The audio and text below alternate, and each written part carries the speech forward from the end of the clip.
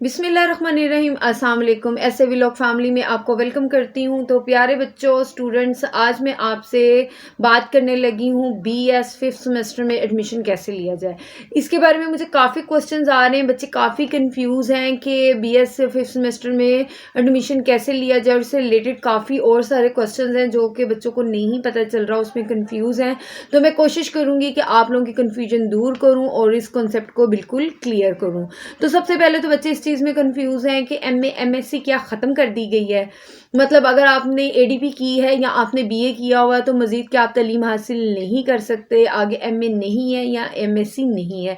तो बच्चों ऐसा नहीं है, जो बीएस का फिफ्थ सेमेस्टर है आप इसमें एडमिशन लेंगे और ये इसका रिप्लेसमेंट है एमए का या एमएससी का, अगर आप करना चाहते हैं। यानी अगर आपने एडीपी किया हुआ है और या आपने बीए किया हुआ है और आप आगे पढ़ना चाह रहे हैं, तो जो आप अपनी तालीम कंटिन्यू करेंगे वो करेंगे बीएस के फिफ्थ सेमेस्टर से।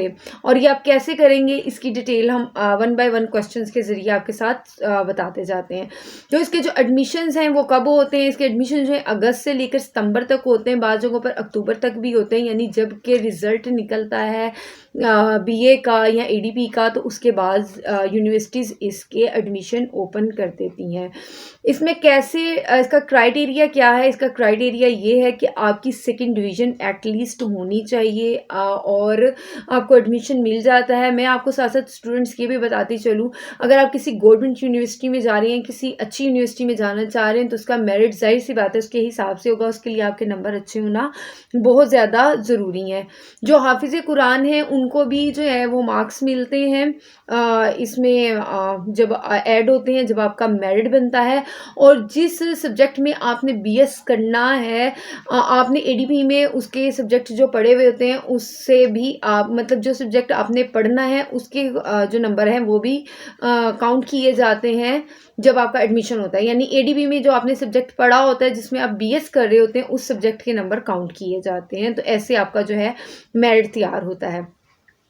आपको मैं बताती चलूँ कि आपकी सेकंड डिवीज़न होनी चाहिए, आपकी 14 साल तलीम होनी चाहिए, वो चाहे बीए है चाहे एडीपी है, आपको एडमिशन मिल जाता है और इसका कोई एंट्री टेस्ट नहीं होता।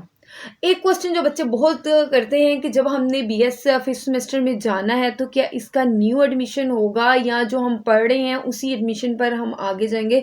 तो ऐसा कुछ नहीं है। जब आपने बीएस फिफ्थ सेमेस्टर में एडमिशन लेना है तो बिल्कुल न्यूली आपका जो है एडमिशन होगा, इनरोलमेंट होगी और फिर आप आगे जो है वो एडमिशन अपनी स्टडी को कंटिन्यू करेंगे। कई स्टूडेंट्स कहते हैं कि क्या हम डायरेक्ट जो है हमारा बीएस स्टार्ट हो जाएगा या हमें कोई ज़ीरो सेमेस्टर लेना पड़ेगा, या क्या इसका सिस्टम है, हमें कुछ पता नहीं चल रहा। क्या हम कैसे जाके उसको पढ़ना शुरू कर देंगे? क्या हमें कोई कन्फ्यूजन नहीं होगी? तो बच्चों, आप जब एनुअल सिस्टम से सेमेस्टर सिस्टम की तरफ जाएँगे तो आपको ज़ीरो सेमेस्टर लाज़मी लेना पड़ेगा।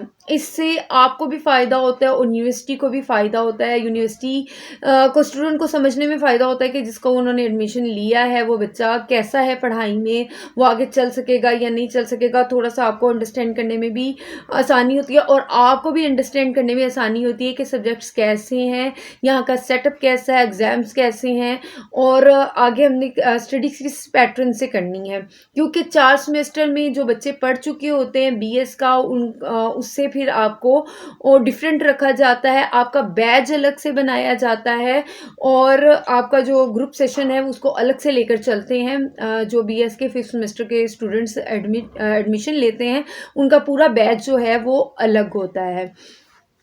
और साथ-साथ कई जगहों पर ये भी पूछा जाता है कि बीए के स्टूडेंट्स को दाखिला मिलता है या सिर्फ एडीपी के स्टूडेंट्स को दाखिला मिलता है। तो बीए और एडीपी के दोनों के स्टूडेंट्स को दाखिला मिलता है। हाँ, अलबत्ता जो इलामा इकबाल ओपन यूनिवर्सिटी है वो बीए के स्टूडेंट्स को बीएस के फिफ्थ सेमेस्टर में एडमिशन नहीं दे रही। उसके लिए आपने एडीपी की होगी तो ही आपको एडमिशन मिलेगा। अब मैं स्टूडेंट्स पीयू के स्टूडेंट के लिए कुछ बताती बताती चलूँ, थोड़ी डिटेल बताती चलूँ।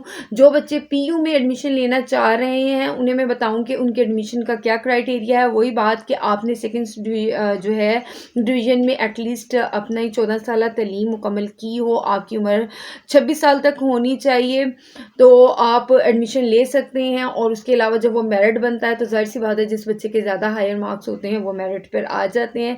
जो सेल्फ सपोर्ट हैं इवनिंग के जो स्टूडेंट हैं ये और जो आफ्टरनून के स्टूडेंट हैं इनके लिए एज की कोई लिमिट नहीं है। ये जिस मर्ज़ी एज में जो है वो तालीम अपनी आगे कंटिन्यू कर सकते हैं। बस 14 साल आपकी बीए हो, बीएससी हो, एडीपी हो, आपकी तालीम जो है वो मुकम्मल होनी चाहिए। तो स्टूडेंट्स मैं आपको बता रही थी कि अगर आपने पीयू में एडमिशन लेना है तो पीयू के जो स्टूडेंट्स हैं जिन्होंने ऑलरेडी पीयू से अपनी स्टडी की हुई होती है उन्होंने ख़ास कोटा रखा होता है 50% पीयू के स्टूडेंट के लिए, और इसी तरह जो 50% हैं वो ओपन मेरिट पे स्टूडेंट्स होते हैं। साथ साथ मैं आपको बताती चलूँ कि कोई भी स्टूडेंट एक साथ 2 मास्टर लेवल की डिग्री स्टार्ट नहीं कर सकता। जैसे कि आपने एक एडमिशन तो ले लिया बीएस में, साथ ही आप एलएलबी कर रहे हैं, तो ऐसे आप नहीं कर सकते। इस तरह आपकी एक डिग्री कैंसिल कर देते हैं और आपको कोई फ़ायदा नहीं होता। इसके अलावा फ्रेश स्टूडेंट्स को प्रेफ़र किया जाता है, और ऐसे स्टूडेंट्स जिन्होंने 1 साल पहले किया होता है उनके 2 नंबर्स डिडक्शन होते हैं उनके मेरिट में से। इसी तरह जो 2 साल पुराने हो जाते हैं उनके 4 नंबर जो होते हैं वो डिडक्शन हो जाते हैं। इसी तरह 2-2 नंबर आपके कटते जाते हैं मेरिट में से जितने साल आप की डिग्री पिछली होती है, और 5 साल तक कम से कम आप जो हैं एडमिशन ले सकते हैं। अगर आपने अब किया है तो अब से 5 साल पहले के जो स्टूडेंट हैं वो एडमिशन ले सकते हैं, उससे ज़्यादा पुराने स्टूडेंट्स जो हैं वो एडमिशन नहीं ले सकते। चंद एक यूनिवर्सिटीज़ का जिक्र करती चलूँ जिनमें बीएस 5th सेमेस्टर में एडमिशन दिए जा रहे हैं। इनमें नमल है, यूनिवर्सिटी ऑफ हरीपुर है, Abbottabad university of science and technology है, मिनहाज यूनिवर्सिटी है, इस्लाम इकबाल ओपन यूनिवर्सिटी है, पंजाब यूनिवर्सिटी है, लीड यूनिवर्सिटी है, government college university of Faisalabad है, कायद-ए-आज़म यूनिवर्सिटी है, यूनिवर्सिटी ऑफ कराची है।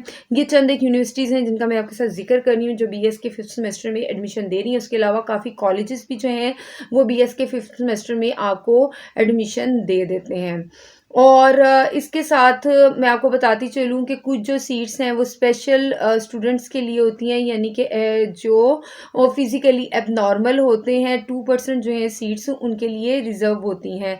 और आप ऑनलाइन भी अप्लाई कर सकते हैं। ऑनलाइन अप्लाई करने के बाद आप जो उस यूनिवर्सिटी की वेबसाइट है उस पर चेक कर सकते हैं कि रिज़ल्ट क्या आया, मेरिट लिस्ट कैसी है। हाफ़िज़ कुरान को जैसे मैंने आपको बताया कि एक्स्ट्रा मार्क्स मिलते हैं। इसके अलावा जो है 2% जो स्पोर्ट्स के स्टूडेंट्स होते हैं उनके लिए कोटा होता है, 2% डिसेबल स्टूडेंट्स के लिए होता है, और 2% जो है यूनिवर्सिटी के एम्प्लॉयर्स जो हैं उनके बच्चों के लिए कोटा रखा जाता है।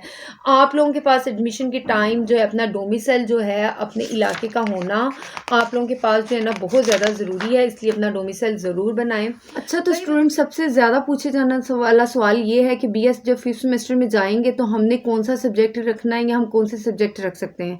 तो इसका सिंपली आंसर है जैसे हम मास्टर्स करते थे तो जो हमारे ग्रेजुएशन के सब्जेक्ट होते थे उन्हीं में से हम कोई सिलेक्ट करते थे मास्टर्स के लिए। इसी तरह ये है कि आपने एडीपी में जो सब्जेक्ट्स पढ़े आप उन्हीं को आगे लेकर चल सकते हैं जब आपने एडमिशन लेना है बीएस के 5th सेमेस्टर में। ऐसा नहीं हो सकता कि जिन स्टूडेंट्स ने साइंस पढ़ी है वो कॉमर्स में चले जाएं, या जिन स्टूडेंट ने कॉमर्स पढ़ी है वो साइंस में चले जाएं।